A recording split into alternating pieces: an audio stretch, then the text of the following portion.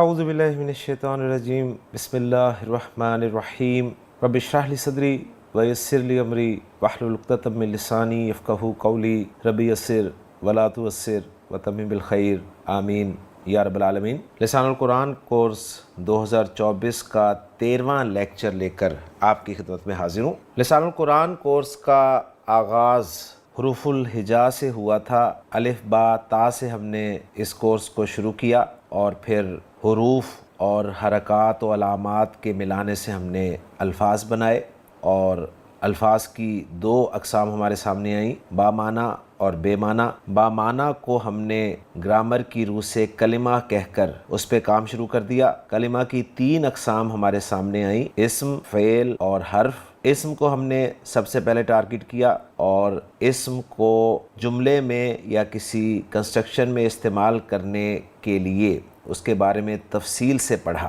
ہم نے اسم کے بارے میں پہلی بات تو یہ پڑھی کہ اسم کہتے کسے ہیں۔ عربی گرامر میں اسم کی کیٹیگری میں کیا کیا چیز آئے گی۔ نمبر 2، آپ نے اسم کو ظاہری طور پہ کیسے پہچاننا ہے، اسم کی کچھ علامات ہمارے سامنے آئیں۔ نمبر 3، اسم کو کسی کنسٹرکشن میں استعمال کرنے کے لیے اس کا مذکر مؤنث ہونا یہ ہم نے پہچانا۔ پھر اسم اگر واحد ہے تو عربی زبان میں مثنیٰ کیا بنتا ہے واحد سے، جمع کیا بنتی ہے واحد سے، پھر جمع کتنی قسموں کا ہوتا ہے، جمع سالم، جمع مکسر، یہ سب کچھ پڑھا۔ پھر اس کے بعد ہم نے اسم کے معرفہ اور نکرہ ہونے کے بارے میں جانا، اور آخر میں ہم نے اسم کے سب سے اہم پہلو بلکہ عربی زبان کے سب سے اہم پہلو اعراب کو ڈسکس کیا، اور ہمیں پتہ چلا کہ عربی زبان میں استعمال ہونے والا کوئی بھی اسم جب بھی وہ عبارت میں استعمال ہوگا، قرآن پاک میں استعمال ہوگا، حدیث میں استعمال ہوگا، تو وہ اعراب کے اعتبار سے یا تو مرفوع ہوگا یا منصوب ہوگا یا پھر مجرور ہوگا۔ پھر ہم نے واحد، مثنیٰ، جمع سالم مذکر، جمع سالم مؤنث، جمع مکسر اسماء کا اعراب جو ہے وہ پہچانا کہ واحد اور جمع مکسر اسماء کا اعراب جو ہے وہ ایک ہی طریقے سے ظاہر کیا جاتا ہے، آخری حرف پر 2 پیش کے ساتھ حالت رفع میں، آخری حرف پر 2 زبر کے ساتھ حالت نصب میں، اور حالت جر میں آخری حرف پر 2 زیر کے ساتھ۔ اور واحد اور جمع مکسر اسم اگر غیر منصرف ہو تو پھر 2 پیش کی بجائے 1 پیش آتی ہے، 2 زبر کی بجائے 1 زبر آتی ہے، اور 2 زیر کی بجائے 1 زبر ہی آتی ہے۔ اور اگر غیر منصرف اسم پر الف لام داخل ہو جائے تو پھر مجرور وہ زیر کے ساتھ ہوتا ہے۔ مثنیٰ اسماء کا اعراب ہم نے آوازوں کے ذریعے یاد رکھا کہ مثنیٰ اسم میں مرفوع جو ہے صورت وہ آنی کی آواز کے ساتھ ذکر کی جاتی ہے، جبکہ منصوب اور مجرور عینی کی آواز کے ساتھ پہچانی جاتی ہے۔ جمع سالم اسماء کا اعراب بھی ہم نے آوازوں کے ذریعے سے یاد رکھا کہ اونا جو ہے یہ جمع سالم مذکر اسماء کی مرفوع آواز ہے، اور اینا جو ہے یہ جمع سالم مذکر اسماء کی منصوب اور مجرور آواز ہے۔ جمع سالم مؤنث اسماء جو تھے جن کے آخر میں ہمیں آت کی آواز سنائی دیتی تھی، اس آت کو اگر ہم 2 پیش کے ساتھ پڑھ دیں آتن کے طور پہ تو یہ مرفوع ہو جاتا ہے جمع سالم مؤنث اسماء کا اعراب، اور اگر آت کی آواز پر ہم 2 زیر پڑھ دیں تو آتن کی آواز جو ہے جمع سالم مؤنث اسماء کی منصوب یا مجرور آواز ہوتی ہے۔ اور یہ بات ہم نے اچھی طرح سے ذہن میں رکھی کہ تنوین جو ہے یعنی ڈبل حرکت جو ہے یہ الف لام کے کسی اسم کے شروع میں داخل ہونے سے چلی جاتی ہے، یعنی اسم پر شروع میں یا تو الف لام ہوتا ہے یا آخر میں تنوین ہوتی ہے، اگر وہ اسم غیر منصرف نہیں ہوتا تو، یعنی غیر منصرف اسم پہ تو تنوین آتی ہی نہیں نا، یعنی یہ میں بات کر رہا ہوں ان اسماء کی جو غیر منصرف نہیں ہوتے، اور غیر منصرف اسماء جو ہیں وہ صرف واحد اور جمع مکسر اسماء ہی ہوتے ہیں۔ جمع سالم مؤنث کا غیر منصرف اسماء کے ساتھ کوئی تعلق نہیں ہے۔ تو جب بھی کسی تنوین والے اسم پر الف لام داخل ہوتا ہے تو تنوین چلی جاتی ہے۔ تو الحمدللہ جی ہم نے لسان القرآن کورس کا ایک حصہ، یعنی کتاب کا ایک حصہ نہیں میں کہہ رہا، میں اپنے اس کورس کے ایک حصے کی بات کر رہا ہوں کہ لسان القرآن کورس کا ایک حصہ ہم نے الحمدللہ مکمل کر لیا، جس کو میں نے مختصراً آپ کے سامنے ریوائز بھی کر دیا، تفصیل میں جائے بغیر میں نے تفصیل نہیں بیان کی کہ اسم کو مذکر یا مؤنث آپ نے کیسے پہچاننا ہے، اسم کو معرفہ یا نکرہ آپ نے کیسے پہچاننا ہے، اور پھر اسم کو واحد سے مثنیٰ یا جمع سالم مذکر یا جمع سالم مؤنث بنانے کا فارمولہ کیا ہے، یہ میں نے تفصیل آپ کے سامنے بیان نہیں کی۔ اس کے لیے آپ ہمارے پچھلے لیکچرز جو ہیں وہ دیکھ سکتے ہیں۔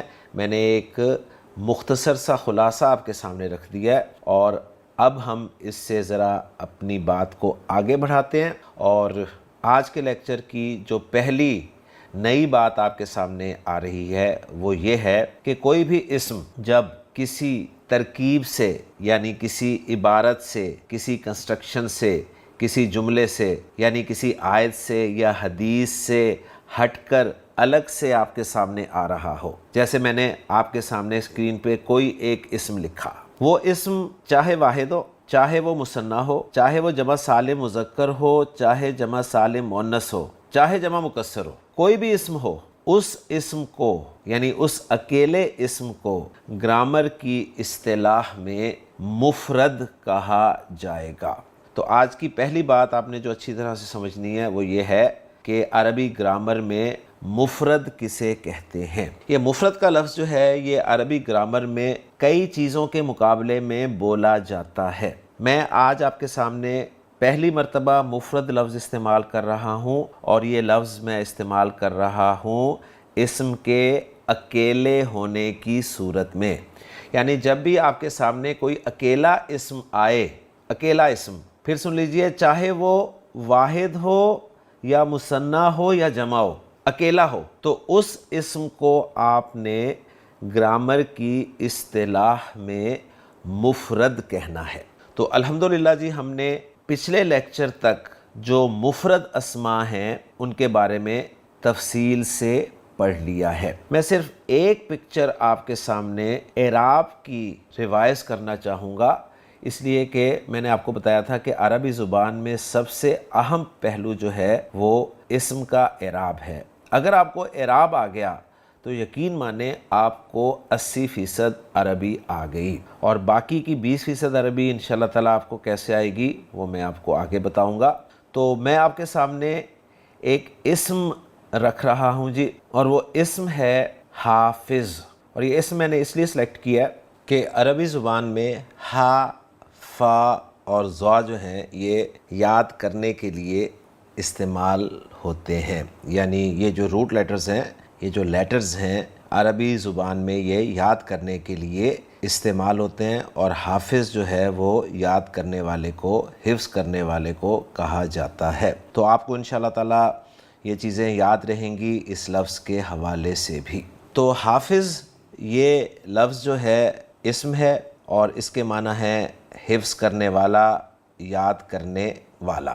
حافظ اسم جو ہے اگر میں جنس کے اعتبار سے دیکھوں تو یہ مذکر ہے، عدد کے اعتبار سے دیکھوں تو یہ واحد ہے، وسعت کے اعتبار سے دیکھوں تو یہ نکرہ ہے، اور اعراب کے اعتبار سے دیکھوں تو حافظ اسم کا کوئی اعراب نہیں ہے۔ اب تین باتیں ہمیں مکمل معلوم ہیں اسم حافظ کی جنس، عدد اور وسعت کے بارے میں۔ چوتھی بات جو حافظ کا اعراب ہے وہ ہمیں معلوم نہیں ہے۔ اب حافظ اسم چونکہ واحد ہے تو ہم جانتے ہیں کہ واحد اسم کا اعراب جو ہے وہ حالت رفع میں آخری حرف پر 2 پیش کے ساتھ آتا ہے، اگر وہ اسم غیر منصرف نہ ہو تو حافظ غیر منصرف نہیں ہے، کیونکہ ہمارے سامنے غیر منصرف اسماء کی جو پکچر ہے، واحد غیر منصرف اسماء کی پکچر، ان میں حافظ کہیں بھی نہیں لکھا ہوا۔ تو حافظ حالت رفع میں آخری حرف پر 2 پیش کے ساتھ بولا جائے گا تو میں بولوں گا اسے جی حافظن۔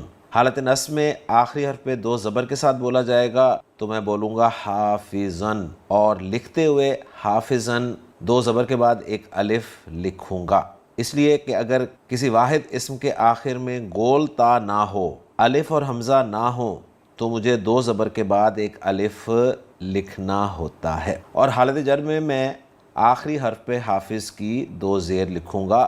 تو اب میرا حافظ اسم کا اعراب بھی مکمل ہو گیا، حافظن، حافظن، حافظن۔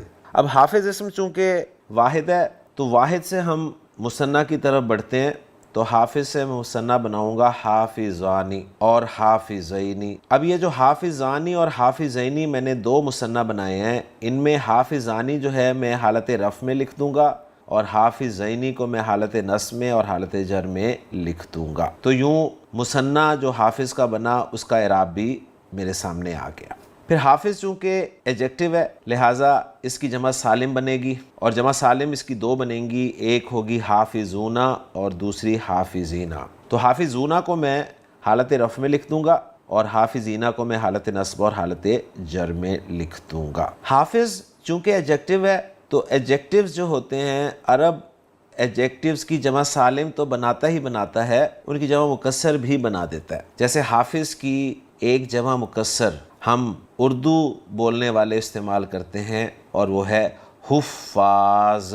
تو حفاظ ہمارے اردو میں استعمال ہوتا ہے، تو حفاظ عربی زبان کا ہی لفظ ہے۔ اب حفاظ کا اعراب میں آپ کے سامنے رکھوں تو ہمیں پتہ ہے کہ جمع مکسر اسماء کا اعراب جو ہے وہ واحد اسماء کی طرح ہی آتا ہے، یعنی حالت رفع میں آخری حرف پہ دو پیش کے ساتھ، حالت نصب میں آخری حرف پہ دو زبر کے ساتھ، حالت جر میں آخری حرف پر دو زیر کے ساتھ۔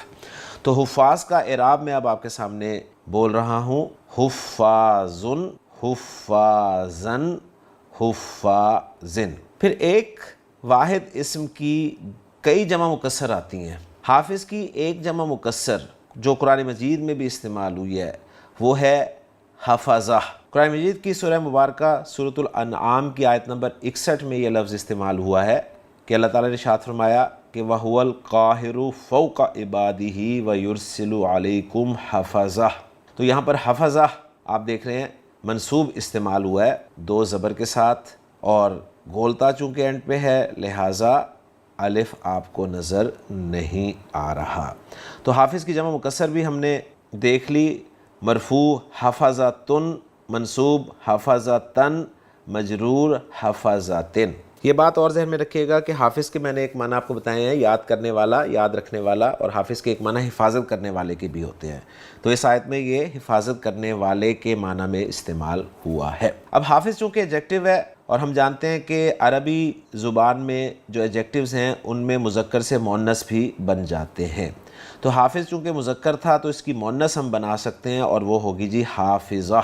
اب حافظہ اس کا کوئی اعراب نہیں ہے، اب اس کا اعراب مرفوع حافظتن، منصوب حافظتن، مجرور حافظتن ہوگا۔ پھر حافظہ کا مثنیٰ بھی بن سکتا ہے جو کہ حافظتانی اور حافظتینی ہوگا، جن میں سے حافظتانی مرفوع ہوگا اور حافظتینی منصوب اور مجرور ہوگا۔ اور پھر حافظہ کی جمع سالم بھی بن سکتی ہے، گولتا ہٹا کر الف اور لمبی تا لگا دیں گے تو بن جائے گا جی حافظات، اور حافظات کو میں مرفوع بولوں گا حافظاتن اور منصوب اور مجرور بولوں گا حافظاتن۔ تو میں نے ایک اسم آپ کے سامنے رکھ کر پریکٹس آپ کو کروا دی ہے ایک چارٹ کے ذریعے، جس میں آپ کا ایک اسم جو ہے وہ مذکر، مؤنث، واحد، مثنیٰ، جمع، مرفوع، منصوب، مجرور استعمال ہو گیا۔ یہاں پر چونکہ نکرہ استعمال ہوا ہے تو اگر آپ اس کو معرفہ بنانا چاہیں، معرفہ استعمال کرنا چاہیں تو آپ ال شروع میں لگا دیں، تو پھر وہ چارٹ کس شکل میں آپ کے سامنے آئے گا وہ بھی دیکھ لیجئے۔ واحد الحافظ، الحافظہ، الحافظی، مثنیٰ الحافظانی، الحافظینی، الحافظینی، جمع سالم الحافظون، الحافظین، الحافظین، جمع مکسر الحفظۃ، الحفظتا، الحفظتی، واحد مؤنث الحافظۃ، الحافظتا، الحافظتی، مثنیٰ الحافظتانی، الحافظتینی، الحافظتینی، جمع سالم الحافظات، الحافظاتی، الحافظاتی۔ اب میں آپ کو ایک چارٹ دکھا رہا ہوں جس میں آپ علامتوں کے ذریعے جو ہے وہ مذکر، مؤنث، واحد، مثنیٰ، جمع سالم، جمع مکسر اسماء کے اعراب کو پہچان سکیں گے۔ تو چارٹ آپ دیکھ رہے ہیں جی، آپ کو واحد اسم میں جو حالت رفع کی علامت نظر آ رہی ہے وہ دو پیش ہیں، حالت نصب میں دو زبر اور ایک الف، حالت جر میں دو زیر، مثنیٰ میں آنی کی آواز اور عینی کی آواز، جمع سالم مذکر میں اونا کی آواز اور اینا کی آواز، جمع مکسر میں اسی طرح دو پیش، دو زبر، ایک الف اور دو زیر۔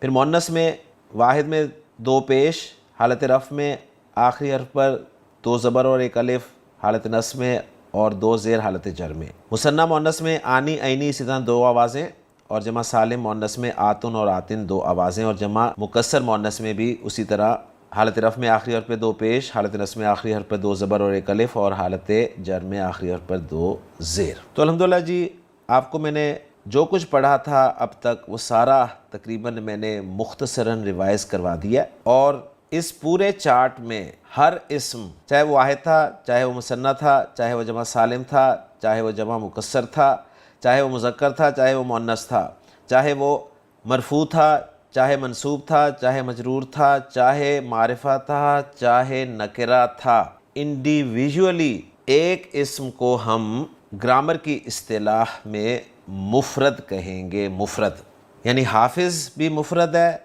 हाफिज़ानी भी मुफरद है, हाफिज़ूना भी मुफरद है, हफ़ज़ा भी मुफरद है। अब ये नहीं कहेंगे कि जी हाफिज़ानी तो 2 हैं, तो अब ये मुफरद कैसे हुआ। लफ्ज़ एक ही है, ज़हन में रखिएगा। तो मैं एक लफ्ज़ को ग्रामर की इस्तिलाह में मुफरद कह रहा हूँ। अब यहाँ से हम अपने सबक को आगे बढ़ाते हैं। तो ये बात तो आपके सामने अल्हम्दुलिल्लाह आ गई कि अरबी ग्रामर में अकेला इस्म जो है वो मुफरद कहलाता है। अब दूसरी बात सुन लीजिए कि मुफरद जब मुफरद से मिलता है, मुफरद प्लस मुफरद इज़ इक्वल टू मुरक्कब, यानी मुफरद जब मुफरद से मिलता है तो वो मुरक्कब बन जाता है। यानी हम 2 मुफरद अल्फाज मिलाएं, इकट्ठे करें, तो अब उन 2 अल्फाज को हम ग्रामर की इस्तिलाह में मुरक्कब कहेंगे। और ये मुरक्कब का लफ्ज़ भी अरबी का लफ्ज़ है जो हम उर्दू ज़ुबान में इस्तेमाल करते हैं। अब अगली बात नोट कर लीजिए कि अरबी ग्रामर में मुरक्कब जो है इसकी 2 अक़साम हैं। पहली किस्म है मुरक्कब नाकिस और दूसरी किस्म है मुरक्कब ताम। अब इन 2 टर्मिनोलॉजीज़ में से आपने नाकिस लफ्ज़ सुना हुआ है। नाकिस के माना है नामुकम्मल। ताम आप में से हो सकता है किसी ने सुना हो, लेकिन अक्सर ने यह लफ्ज़ नहीं सुना होगा। तो ताम के माना है मुकम्मल और नाकिस के माना है नामुकम्मल। अब इनके नाम क्यों रखे गए तो वो मैं आपको वाज़े करता चलूँ कि मुफरद जब मुफरद से मिलेगा तो या तो ये दोनों मिलकर जुमला बनाएंगे या फिर ये दोनों मिलेंगे तो जुमला नहीं बनेगा। यानी अब हम बढ़ रहे हैं अरबी ग्रामर में जुमले की तरफ। मुफरद प्लस मुफरद इज़ इक्वल टू मुरक्कब। मुरक्कब की 2 अक़साम है, मुरक्कब नाकिस, मुरक्कब ताम। मुरक्कब नाकिस कहेंगे अगर जुमला नहीं बनेगा, मुरक्कब ताम कहेंगे अगर जुमला बन जाएगा। तो मुरक्कब ताम जुमला होता है और मुरक्कब नाकिस जो है वो जुमला नहीं होता। मैं इंशाअल्लाह ताला आपको स्टार्ट दूंगा जी मुरक्कब ताम से, यानी जुमला बनाने से, इसलिए कि इतनी मेहनत करने के बाद स्टूडेंट को खुशी होती है जब वो सब चीज़ें समझने के बाद अरबी ज़ुबान में अपना पहला जुमला बनाता है। तो जुमला तो इंशाअल्लाह ताला हम अगले लेक्चर में बनाना शुरू करेंगे, लेकिन यहाँ पर मैं आपको मज़ीद कुछ बातें बताना चाहूँगा कि मुरक्कब ताम जिसे हमने कहा है जुमला, जुमला अरबी ज़ुबान में, अरबी ग्रामर में 2 तरह का होता है। या वो जुमला इस्मिया होता है या फिर वो जुमला फ़ेलिया होता है। और यहाँ पर आकर हमारा लिसानुल कुरान का सिलेबस जो है वो मुकम्मल हो जाता है कि लिसानुल कुरान कोर्स में हमने 5 चीज़ों को पढ़ना है। नंबर 1 इस्म, नंबर 2 फ़ेल, नंबर 3 हर्फ, नंबर 4 जुमला इस्मिया, नंबर 5 जुमला फ़ेलिया। इंशाअल्लाह ताला इस कोर्स को मुकम्मल करने के बाद जब आप कुरान मजीद का ग्रामेटिकल एनालिसिस करेंगे तो उस एनालिसिस में यही बात आपसे की जाएगी। आयत आपके सामने होगी, उस आयत में सबसे पहले आप इस्म, फ़ेल, हर्फ पहचानेंगे। उनको पहचानने के बाद अब आप जुमला बनाएंगे और वो जुमला आपका या तो जुमला इस्मिया बनेगा या जुमला फ़ेलिया बनेगा। तो लिसानुल कुरान कोर्स का सिलेबस भी मैंने आपके सामने रख दिया और ये टोटल 5 चीज़ें हैं जो मैंने आपको बता दी हैं। इंशाअल्लाह ताला स्टार्ट हम लेंगे जी जुमला इस्मिया से। जुमला फ़ेलिया से हम स्टार्ट क्यों नहीं लेंगे, इसलिए कि हमने अभी फ़ेल पढ़ा ही नहीं। जब फ़ेल पढ़ा ही नहीं तो हम जुमला फ़ेलिया कैसे बना सकते हैं, इसलिए कि अरबी ज़ुबान में जुमला फ़ेलिया कहते ही उस जुमले को हैं जो फ़ेल से शुरू होता है। तो इंशाअल्लाह ताला अगले लेक्चर में हम जुमला इस्मिया बनाना शुरू करेंगे और इंशाअल्लाह ताला आप इस काबिल होंगे कि ख़ुद से अरबी ज़ुबान में اپنا اپنا جملہ بنا سکیں گے، لیکن اس کے لیے شرط یہ ہے کہ لسان القرآن کورس کے پچھلے 12 لیکچرز جو ہیں یہ آپ کو ازبر ہونے چاہیے۔ ان میں سے کوئی ایسی چیز نہ ہو جو آپ کو کلیئر نہ ہو۔ میں آپ کو یقین دلاتا ہوں کہ اگر آپ کو پچھلے 12 لیکچرز کے سارے کنسیپٹس کلیئر ہیں تو آپ کے لیے انشاءاللہ تعالی عربی زبان کا جملہ اسمیہ بنانا کوئی مسئلہ نہیں ہوگا انشاءاللہ تعالی۔ تو اس لیے جملہ اسمیہ بنانے سے پہلے آپ کو پچھلے تمام کنسیپٹس جو ہیں وہ پکے کرنے ہیں۔ آپ کو پتہ ہونا چاہیے کہ عربی زبان میں جو جملے میں اسم استعمال کرنے لگا ہوں وہ اسم جنس کے اعتبار سے مذکر ہے یا مؤنث ہے۔ اگر وہ مذکر ہے تو کیا اس کی مؤنث بن سکتی ہے، اور اگر وہ مؤنث ہے تو کیا اس کا مذکر بن سکتا ہے؟